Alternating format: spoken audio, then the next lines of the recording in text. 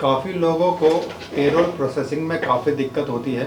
Payroll processing में काफ़ी लोगों को ये समझ में ही नहीं आता है कि इसकी अकाउंटिंग एंट्री कैसे करें। तो आज की क्लास में हम आपको बता रहे हैं कि अगर आप किसी यूएस पेरोल की एंट्री अकाउंटिंग में करना चाहते हैं तो किस तरीके से क्विक बुक्स में आप उस अकाउंटिंग एंट्री को करेंगे और कौन कौन सी उसमें डिडक्शंस होती है, सोशल सिक्योरिटी टैक्स क्या होता है, मेडिकेयर टैक्स क्या होता है, और अगर आपका जो डेंटल है वो भी आप एम्प्लॉय का काट रहे हो उसकी सैलरी से, तो किस तरीके से उसकी पोस्टिंग करेंगे। और सबसे पहले जो हमारे पास जो पेरोल की शीट है वो है, उसके बाद हम उससे एक जेबी बनाएंगे एक्सेल में और उसके बाद उसको क्विक बुक्स में पोस्ट करेंगे। क्विक बुक्स से रिलेटेड हमने काफ़ी वीडियोस बनाए हैं, तो आप उन वीडियोस को देख के अपनी जो अर्निंग है उसको 10x तक इंक्रीज़ कर सकते हैं। उन वीडियोस में हमने स्टेप बाय स्टेप बताया है कि क्विक बुक्स में आपको किस तरीके से काम करना है और फ्रीलांसिंग प्रोजेक्ट्स को आपको किस तरीके से लेना है। तो आज की वीडियो में हम देखेंगे कि किस तरीके से हम पेरोल की एंट्री को क्विक बुक्स में करेंगे। सबसे पहले हमारे पास जो हमारी पेरोल की शीट है उसमें हमारे पास ग्रॉस पे है। उसके बाद हमारे पास जो एम्प्लॉय के जो टैक्सेस हैं जो हमने उसकी ग्रॉस सैलरी से डिडक्ट किए हैं वो हैं। उसके बाद हमारे पास उसकी डिडक्शंस है। ये डिडक्शन जैसे मेडिकल कि अगर कोई हमने उसका डेंटल इंश्योरेंस किया हुआ है तो उसकी ये डिडक्शन है। उसके बाद नेट पे है कि हमने सारी डिडक्शन करने के बाद उसको कितना पे किया है। और उसके बाद एम्प्लॉयर टैक्सेस है कि एम्प्लॉयर ने कितना जो एम्प्लॉय है उसके लिए टैक्स पे किया है। तो अगर हम सोशल सिक्योरिटी की बात करें तो जो सोशल सिक्योरिटी है वो 6.20% हम डिडक्ट करते हैं किसी भी एम्प्लॉय की सैलरी से, और जो सेम परसेंटेज है वो ही एम्प्लॉयर को जमा करना होता है। तो जिस तरीके से यूएसए में सोशल सिक्योरिटी को डिडक्ट किया जाता है, उसके बाद आता है मेडिकेयर। तो मेडिकेयर जिस तरीके से हमारे पास ईएसआई होता है इंडिया में, उसी तरीके से यूएसए में मेडिकेयर होता है। ये 1.45% किसी भी एम्प्लॉय की सैलरी से डिडक्ट किया जाता है और यही जो सेम परसेंटेज है एम्प्लॉयर भी डिपॉजिट करता है। उसके बाद जो है स्टेट के टैक्सेस होते हैं। जो भी स्टेट में आपकी जो कंपनी यूएस में रजिस्टर्ड होगी या फिर जो एम्प्लॉई जो काम कर रहा है उसके अकॉर्डिंग ये स्टेट के टैक्सेस लगते हैं, तो वो ये टैक्सेस लगे हुए हैं। बट जो ये सोशल सिक्योरिटी और मेडिकेयर है ये आपको सारे पेरोल में देखने को मिलेंगे। तो सबसे पहले जो ग्रॉस पे है उसमें हमने जो एम्प्लॉय के टैक्सेस है उनको हमने रिड्यूस कर देना है और उसके बाद हमने जो डिडक्शन है उसको लेस कर देना है। तो ऐसा करने के पे हमें जो नेट पे है वो मिल जाता है। यहाँ पर जब हम सोशल सिक्योरिटी की जब हम कैलकुलेशन करेंगे कि सोशल सिक्योरिटी का जो किस अमाउंट पे लेना है, तो ये हम ग्रॉस पे नहीं लेंगे। ये हम लेंगे जो ग्रॉस पे है उसमें से डेंटल को डिडक्ट करने के बाद जो अमाउंट आ रहा है उस पर हम जो सोशल सिक्योरिटी की 6.20% लेंगे। ऐसा हम इसलिए करेंगे कि जो ग्रॉस पे है उसके अंदर जो डेंटल है वो भी इंक्लूडेड है। तो यहाँ पर तो ये हो गया कि किस तरीके से हम सोशल सिक्योरिटी की कैलकुलेशन करेंगे और सेम हम जो मेडिकेयर है उसके लिए भी कैलकुलेशन करेंगे। अब हम देख लेते हैं कि हमें किस तरीके से इसकी जो जेवी है वो बनानी है एक्सेल में। सबसे पहले हम जो जेवी है एक्सेल में बनाएंगे और उसके बाद उसको क्विक बुक्स में पोस्ट करेंगे, क्योंकि अगर जब हम जेवी को एक्सेल में बना लेते हैं तो हमें क्लैरिटी हो जाती है और हमारी जो गलती है वो करने के चांसेस बहुत कम हो जाते हैं।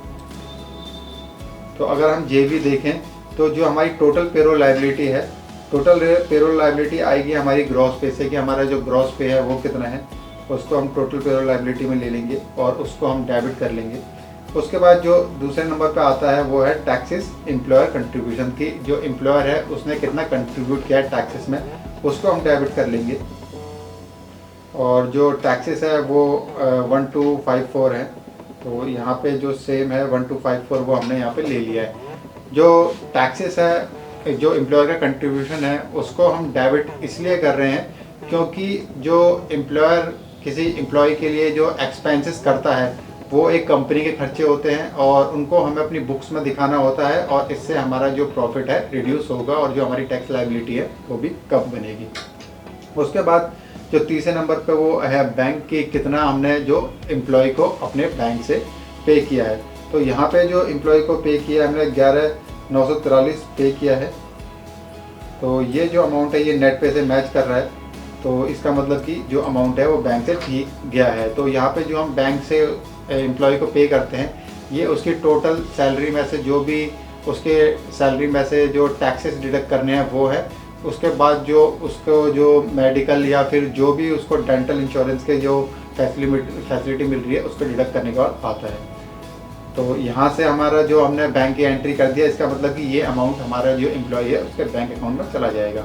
उसके बाद जो आता है वो आता है टैक्सेस एम्प्लॉय कंट्रीब्यूशन की। जो एम्प्लॉय है उसने कितना कंट्रीब्यूट किया है टैक्सेस में, तो यहाँ पे जो एम्प्लॉय ने कंट्रीब्यूट किया है उसको हमने क्रेडिट किया है 4453 को। यहाँ पे अगर हम देखें तो 4453 जो एम्प्लॉय कंट्रीब्यूशन में मैच कर रहा है, इसको हमने क्रेडिट इसलिए किया है क्योंकि हमारा जो एम्प्लॉय है उसने जो भी एक्सपेंस उसका हमने जो डिडक्ट किया है वो हमारे लिए एक्सपेंस नहीं है। तो यहाँ पे हमने सेम टाइम पे उसको क्रेडिट भी किया है और सेम टाइम पे उसको डेबिट भी किया है। डेबिट हमने इसलिए किया है कि उसके बाद अगर आप देखें तो जो हमारी टोटल टैक्स लायबिलिटी है वो हमारी जो बनेगी वो बनेगी जो हमने एम्प्लॉय का जो डिडक्ट किया है पेरोल टैक्स प्लस जो एम्प्लॉयर का पेरोल टैक्स है। तो उन दोनों को उसको हमें लायबिलिटी साइड में दिखाना है, तो उसके लिए हमने इसको डेबिट किया है। और ये टोटल जो 5707 है ये हमारी जो टैक्स लायबिलिटी बन रही है जो हमें पे करनी है। यहाँ पे जो हमने बैंक की एंट्री सिर्फ जो हम एम्प्लॉय को पे कर रहे हैं उसके लिए हमने करी है, वो हमने इसलिए किया है क्योंकि जो टैक्सेस है वो क्वार्टरली पे होते हैं या फिर मंथली पे होते हैं, तो जब रिटर्न फाइल होती है उस टाइम पे होते हैं। तो इसके लिए हमने जो कोई बैंक की एंट्री नहीं करी है। उसके साथ जो डेंटल है उसको हमने क्रेडिट किया है। यहाँ पे जो भी हमने एम्प्लॉय की सैलरी से जो हमने डेंटल डिडक्ट किया है ये हमने क्रेडिट इसलिए किया है क्योंकि जब हमारे पास जो डेंटल है उसका इन्वॉइस आएगा तो हम इस डेंटल के जो एक्सपेंस है उसको डेबिट कर लेंगे। तो यहाँ पे हम जो है 3 जेवी करेंगे। यहाँ पे हम जो कोशिश कर रहे हैं वो जेवी के थ्रू कोशिश कर रहे हैं अकाउंटिंग करने की, ना कि कोई भी जो परचेस इन्वॉइस की विंडो है या फिर कोई भी जो अदर विंडो है। तो अगर हम जेवी के थ्रू इसको करना चाह रहे हैं तो हमें 3 जेवी पोस्ट करनी पड़ेगी। सबसे पहली जो जेवी है वो टैक्सेस को ड्यू करने की और सैलरी को पे करने की, वो एंट्री हमको करनी है। उसके बाद जो दूसरे नंबर पे जो हमें एंट्री करनी है वो टैक्स लायबिलिटी को पे करने की। जब हम टैक्स लायबिलिटी को पे कर देंगे तो उस टाइम पे हम ये इस एंट्री को करेंगे। तो यहाँ पे जो हमारी टैक्स लायबिलिटी जो बन रही है उसको हम यहाँ से ले लेते हैं और उसको हम इस तरीके से पे कर लेंगे। तो यहाँ पे हमने जो दूसरी एंट्री है वो टैक्स लायबिलिटी की कर ली है।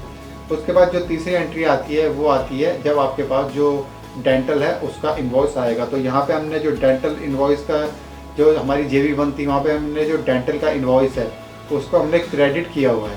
तो इसलिए जब हम जेवी 3 करेंगे तो हम जो हमारा जब उसको एक्सपेंस को हम एंटर करेंगे तो वो डेबिट हो जाएगा, जिसकी वजह से डेबिट क्रेडिट बराबर हो जाएगा और टू बैंक करके हम उस डेंटल इन्वॉइस को पे कर देंगे। हम डेंटल एक्सपेंस को एक्सपेंस इसलिए नहीं मान रहे हैं क्योंकि ये हमने एम्प्लॉय की सैलरी से डिडक्ट कर लिया है, इसलिए जो डेंटल एक्सपेंस है वो ऊपर जब हमने जो फर्स्ट एंट्री करी थी उस टाइम वो क्रेडिट हुआ था और सबसे लास्ट एंट्री में वो डेबिट हो गया है। तो अब इसको देख लेते हैं कि ये किस तरीके से हमें क्विक बुक्स में दिखता है। तो अगर हम क्विक बुक्स में देखें तो हमें सेम एंट्री जो हमने एक्सेल में बनाई है वो कर लेनी है। पेरोल लायबिलिटी की जो अमाउंट है 16,421 सेम अमाउंट हमें कर लेना है। उसके बाद टैक्सेस एम्प्लॉय कंट्रीब्यूशन 1254 सेम हमें वही अमाउंट रख लेना है। उसके बाद सिलिकॉन वैली बैंक का यहाँ पे हमने बैंक अकाउंट लिखा है जो हमारा एग्जैक्टली बैंक है सिलिकॉन वैली बैंक है, तो हमने बैंक का यहाँ पे नाम लिख लिया है। उसके बाद टैक्सेस एम्प्लॉय कंट्रीब्यूशन की हमने एंट्री कर लिया 4453 की। उसके बाद टैक्सेस एम्प्लॉय कंट्रीब्यूशन को डेबिट क्रेडिट दोनों हमने इस एंट्री में कर लिया है। उसके बाद टैक्स लायबिलिटी को हमने ड्यू कर लिया है और उसके बाद डेंटल एक्सपेंस को हमने क्रेडिट कर लिया है। तो अगर हम एक्सेल में यहाँ पे इसका हमें एक बार टोटल भी चेक कर लेना है कि डेबिट क्रेडिट दोनों मैच होना चाहिए। तो डेबिट क्रेडिट जो है वो भी दोनों 22,158 और 22,158, तो डेबिट क्रेडिट भी हमारा मैच हो रहा है। इसके बाद जो हमने ये एंट्री है इसको हमने सेव कर लेना है, सेव एंड क्लोज कर लेना है। इस एंट्री को सेव और क्लोज करने के बाद हमें ये चेक करना है कि जो हमारी जो पेरोल लायबिलिटी है वो क्रिएट हुई है कि नहीं है। तो उसके लिए हम उसके अकाउंट में चले जाएंगे। तो यहाँ पे हमारा जो लायबिलिटी का रजिस्टर है उसमें हम चले गए हैं और लायबिलिटी के रजिस्टर में अगर हम देखें तो यहाँ पे जो हमारी लायबिलिटी है वो इंक्रीज़ हुई है। यहाँ पे ये बता रहा है कि इंक्रीज़ हुई है और 57077 अमाउंट से वो इंक्रीज़ हो गई है। तो जो हमारी पेरोल टैक्सेस था वो लायबिलिटी थी और लायबिलिटी हमारी इंक्रीज़ हुई है, तो इसका मतलब कि हमने बिल्कुल ठीक एंट्री करी है। उसके बाद जो हमारा बैंक है उसमें हम एक टैक्सेस लायबिलिटी की एंट्री को पेमेंट की एंट्री कर लेंगे। इसको हम चाहे तो जेबी के थ्रू कर सकते हैं और उसके बाद हम जो है डेंटल एक्सपेंस का जब हमें इन्वॉइस आएगा तो उसकी एंट्री को हम कर लेंगे। तो जो हमारा नेक्स्ट वीडियो होगा उसमें हम जो हमारी जो टैक्सेस की हम जो पेमेंट है उसकी एंट्री को करेंगे, प्लस जो हमारा जो डेंटल एक्सपेंस है उसकी पेमेंट को एंट्री करेंगे। और उसके साथ साथ हम जो इंश्योरेंस की एंट्रीज होती है उसको लेके काफ़ी क्वेश्चन होता है कि जो प्रीपेड इंश्योरेंस है उसकी पोस्टिंग कैसे करते हैं और किस तरीके से उसको जो ईयरली अगर हमने प्रीपेड इंश्योरेंस कर दिया है तो मंथली उसको कैसे डिवाइड करना है उसको हम बताएंगे। तो आप नीचे कमेंट बॉक्स में मेंशन कर सकते हैं अगर आपका कोई भी क्वेश्चन है। तो मिलते हैं फिर अगले वीडियो में, तब तक के लिए धन्यवाद।